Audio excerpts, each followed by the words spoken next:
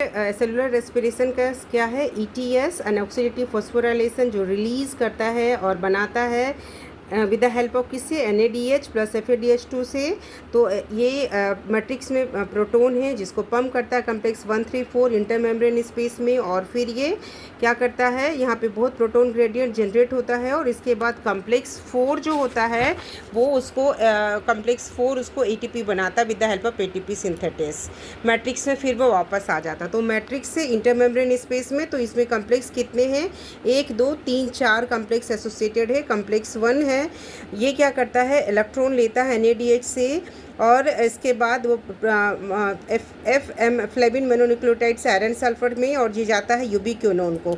Second complex जो है succinate dehydrogenase, ये लेता है इलेक्ट्रॉन एंड देन ट्रांसफर होता है FAD से FES में, और इसके बाद फिर ये इलेक्ट्रॉन ट्रांसफ़र कर देता है यूबिक्विनोन को। इंपॉर्टेंट बात है कि कम्प्लेक्स 1 जो है NADH डिहाइड्रोजिनेस 4 प्रोटोन को पम्प करता है मैट्रिक्स से इंटरमेम्ब्रेन स्पेस में, लेकिन कम्प्लेक्स 2 नहीं करता है pump. Very important point.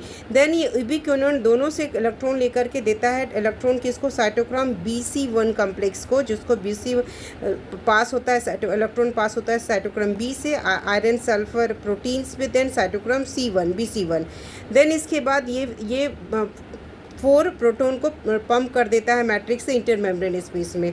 Then ये पास होता है साइटोक्रोम C से, जिसको प्रोटोन कैरियर करते हैं, और लास्ट में जाता है साइटोक्रोम C ऑक्सीडेज को, और ये पास करता है इलेक्ट्रॉन को A3 को, और इसके बाद ये पम्प करता है 2 प्रोटोन को मैट्रिक्स से इंटरमेम्ब्रेन स्पेस में। इसी जगह पे साइटोक्रोम फ्रोम पकड़ता है, ऑक्सीजन रहता है बाहर में मैट्रिक्स में, वो कंबाइन होता है इलेक्ट्रॉन से, प्रोटॉन से, और बनाता है वाटर।